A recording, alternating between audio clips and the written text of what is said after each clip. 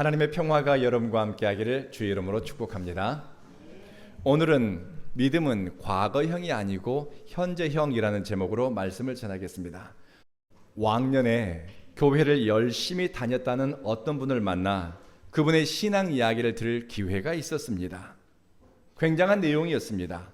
그분의 인생의 큰 위기 때 예수 믿고 은혜를 받았습니다. 성령 체험하고 금식 기도하고 철야 기도하며 많은 시간을 보냈다고 합니다. 시간과 물질을 아낌없이 주님을 위해 드렸습니다. 교회를 위한 헌신과 열심이 대단했습니다. 그런데 교회에 대한 경험치가 쌓이면서 교회와 사람들의 흉허물이 눈에 들어오더랍니다.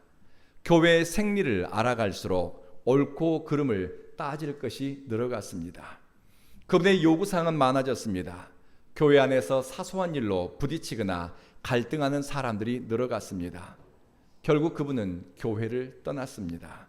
이 교회에 저 교회에 옮겨 다니며 교회를 쇼핑하는 셔퍼가 됐습니다. 맛집을 찾아다니듯이 교회를 옮겼고 주방장을 평가하듯이 목사님의 설교를 평가했습니다. 성도 공동체를 떠났고 예배를 드리지 않습니다.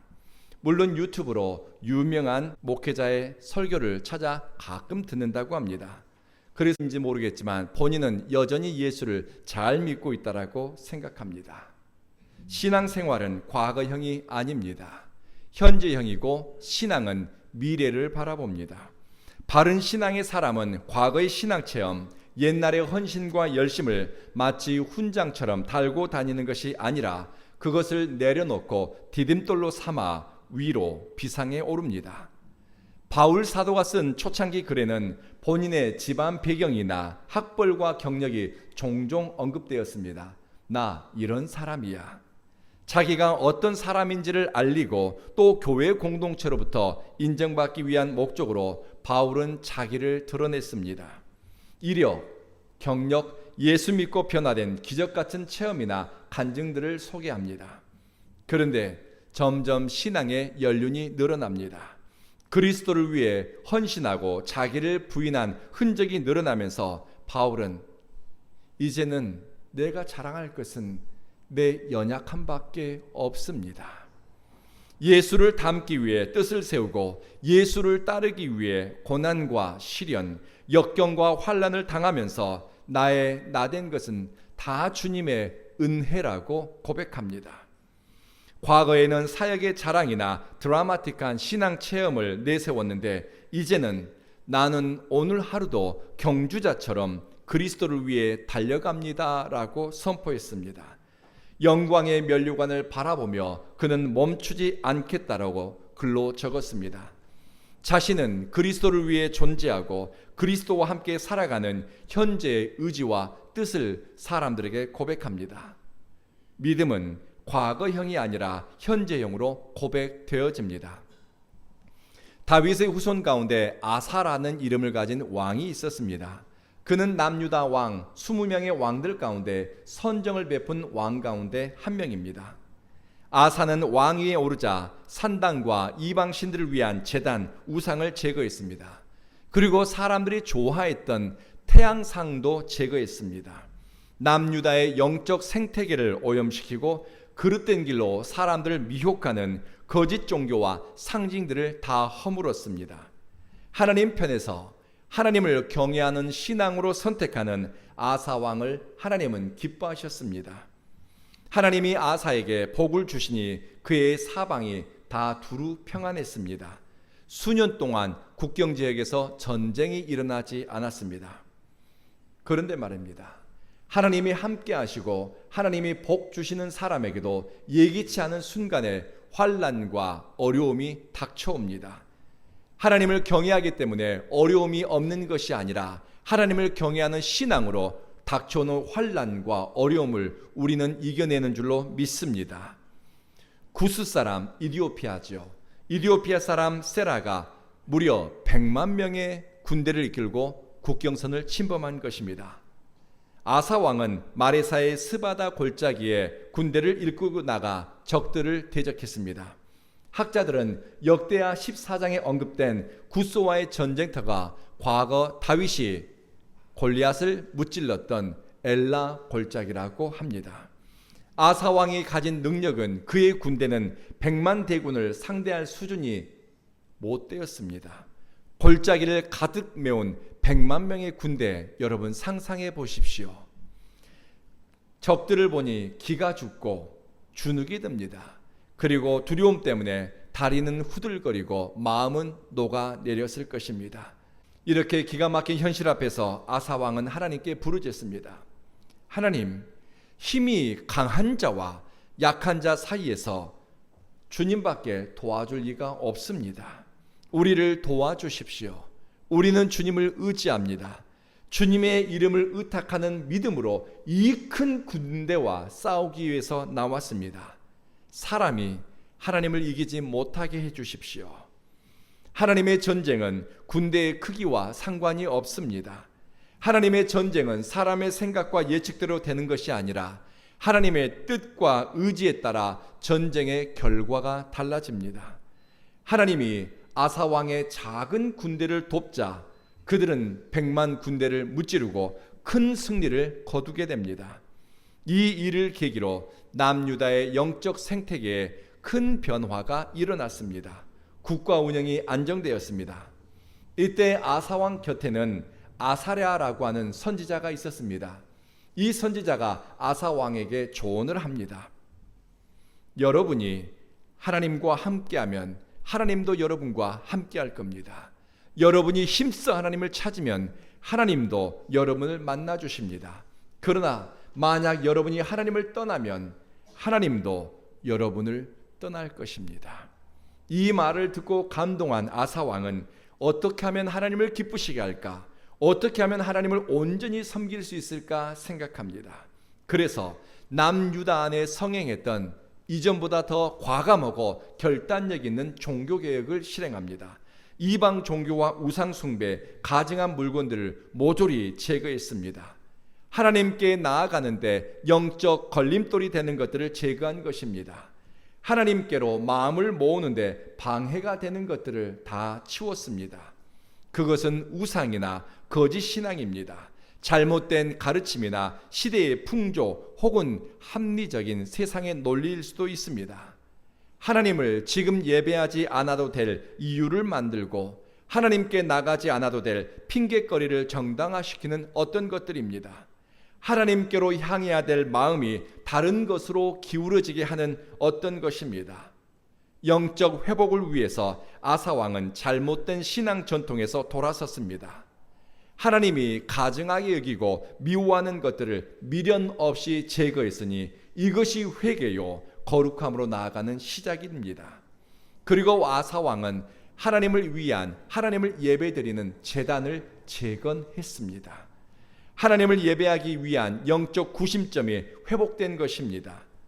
과거에는 여러 가지 이유로 하나님을 예배하는 것이 연기되거나 사람들은 예배를 소홀히 여겼습니다. 제단이 무너졌다나 예배드리는 장소가 마땅치 않잖아. 사람들은 여러 가지 이유로 하나님을 예배해야 될 그 시간을 연기하거나 핑계를 대면서 소홀히 여겼습니다. 예배드리기 위해 헌신하지 않아도 될 이유, 하나님 앞에 엎드리지 않아도 될 핑계거리가 있었습니다. 아사 왕은 하나님을 예배하는 제단, 예배의 구심점을 회복시켰습니다. 개인의 회복, 공동체의 회복을 예배의 회복과 연결시킨 것입니다. 살 사람은, 은혜 안에 있는 사람은 예배가 자신의 삶의 기초가 됩니다. 하나님 앞에 예배자로 나아가지 못하는 이유를 교회 탓, 사람 탓, 환경 탓, 여러 가지 탓으로 돌리는 사람들이 있습니다. 핑계와 변명, making excuse 하는 것을 사람들은 사소한 습관 정도로 생각하지만 이것은 인격의 성숙, 영적 성장에 큰 위협이 됩니다. 기독교 공동체인 브루도프 공동체에서는 핑계와 변명은 사람과의 관계뿐만 아니라 하나님에 대한 신뢰를 해치기 때문에 영성 생활에서 가장 주의해야 할 것 중에 하나라고 강조합니다. 코로나를 지나면서 예배를 여가 활동 수준으로 여기는 기독교인이 늘었다라고 합니다. 유튜브 시청이 예배로 대체되었습니다. 헌신과 참여는 사라지고 TV 시청이 예배 활동으로 여겨지게 된 것입니다. 하나님과 친밀한 관계에 있는 사람은 예배를 열망합니다. 하나님을 진심으로 사랑하는 사람은 주의 이름을 부르며 예배자로 서는 것을 기뻐합니다. 영적 구심점이 되는 성소가 있고 하나님을 예배하는 신앙 공동체와 이어진 사람은 복이 있는 사람입니다. 시편 84편에 어떤 예배자의 이야기가 언급됩니다. 이 예배자는 하나님을 예배하는 자리를 너무나 무척 사모했습니다. 몸과 마음이 성소에 나가 하나님께 영광 돌리는 순간을 기다렸습니다. 하나님을 예배하기 위해서 순례길을 떠날 수 있는 힘과 체력이 자기에게 있다는 것에 대해서 감격해 했습니다. 일상의 자리를 지키면서도 하나님께 예배드리러 올라가는 그 순간만을 준비합니다. 예배의 자리에서 경험할 은혜와 기쁨을 기대했습니다.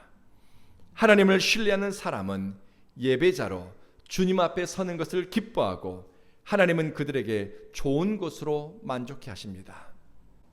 하나님은 아사 왕의 선택과 남유다 주민들의 반응을 기뻐하셨습니다. 사람들이 마음을 다해 하나님께 맹세하고 뜻을 다해 하나님을 찾으니 주님은 그들을 만나 주셨습니다. 하나님은 그들의 사방에 근심을 겸하지 않은 평강을 주셨습니다. 무려 25년 동안 평화의 시대가 이어집니다.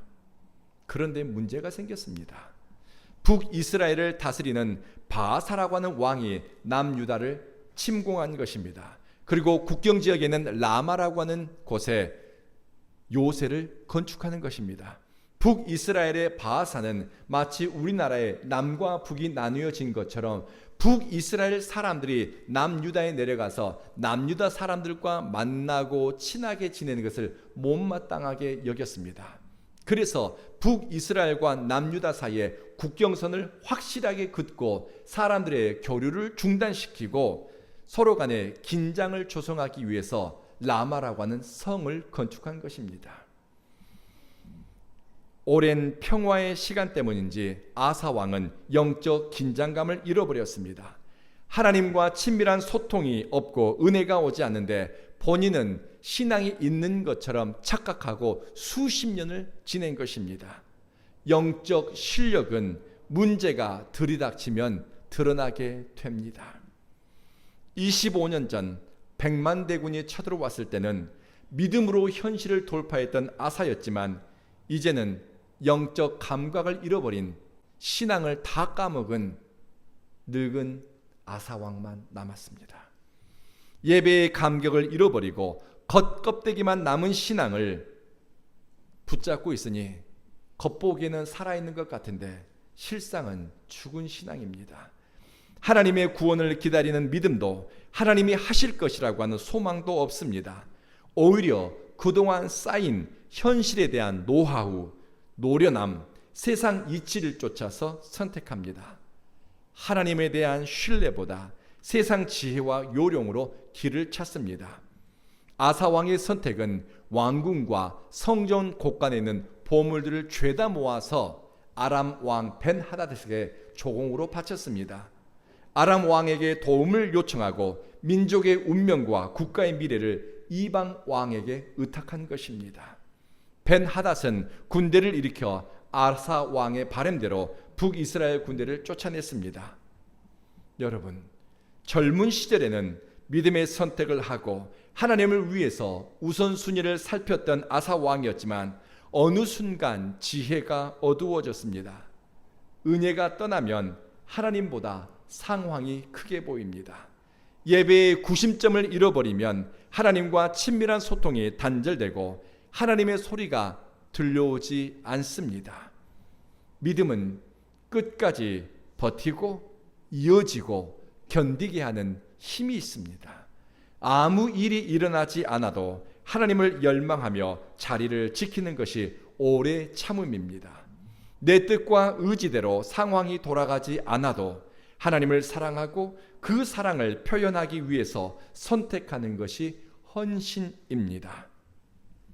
하나님을 의지하는 것보다 손쉬운 방법을 찾고 하나님을 예배하는 것보다 편안한 자리를 찾고 하나님의 영광을 구하는 것보다 사람의 영광을 탐하는 아사 왕에게 선지자 하나니가 찾아왔습니다. 선지자 하나니는 아사 왕에게 아람 왕 벤 하닷을 의지한 것에 대해서 꾸중을 합니다. 그리고 이렇게 말합니다. 임금님은 하나님을 의지하지 않고 아람 왕을 의지했습니다. 하나님은 온 땅을 두루 살피며 전심으로 주님께로 향하는 사람을 위해서 능력을 베푸십니다. 임금님은 어리석게 행동했습니다. 이제부터 임금님은 전쟁에 휘말리게 될 것입니다. 믿음이 있다고 여겼는데 실제는 불신앙이고 하나님 경외하는 마음이 하나도 없는 자신의 내면이 들킨 것 같자 그는 분노했습니다. 하나님의 말씀에 상처받은 것 같고 자존심이 상하는 것 같고 하나님의 말씀이 심령을 찌르자 그는 경노했습니다. 성경은 이렇게 기록합니다. 그가 화가 나서 하나님의 종을 옥에 가두었다. 기분대로 응답하고 감정이 끄는 대로 따라갑니다. 제가 여러분에게 늘 드리는 말씀이죠. 우리의 기분과 감정이 태도가 되어서는 안 됩니다. 우리는 반응하며 사는 것이 아니라 선택하며 사는 것이 지혜로운 삶입니다. 아사 왕은 하나님의 종을 옥에 가두었습니다. 그뿐만 아니라 백성 가운데 몇 사람을 가혹하게 학대했다라고 이야기합니다. 인권을 무시하고 사람의 생명을 위협하는 폭력적인 일을 행했다는 것입니다. 하나님의 말씀을 사랑했던 청년 아사는 사라졌습니다. 목숨 걸고 주님을 위해 선택했던 헌신자, 주님을 예배하는 일에 뜻을 두었던 겸손한 예배자 아사는 보이지 않습니다. 과거의 아사 왕은 믿음으로 시작하고 주님의 능력을 눈으로 보고 몸으로 느끼는 살아있는 신앙의 사람이었습니다. 그러나 늙은 아사 왕은 마음의 중심과 생각, 삶이 하나님이 기뻐하는 방향에서 점점 멀어져 갔습니다. 나이가 들수록 하나님께 눈이 밝은 사람이 있는가 하면 나이가 들수록 노역이 커가고 세상 지혜와 이치에 눈이 먼 사람이 있습니다. 이 일이 있은 지 얼마 지나지 않아 아사 왕의 발에 큰 병이 들입니다. 발에 병이 들었는데 목숨이 위독할 정도로 큰 병이었습니다. 이 정도 되면 여러분 하나님께 살려달라고 기도하고 하나님께 매달릴 것 같지요.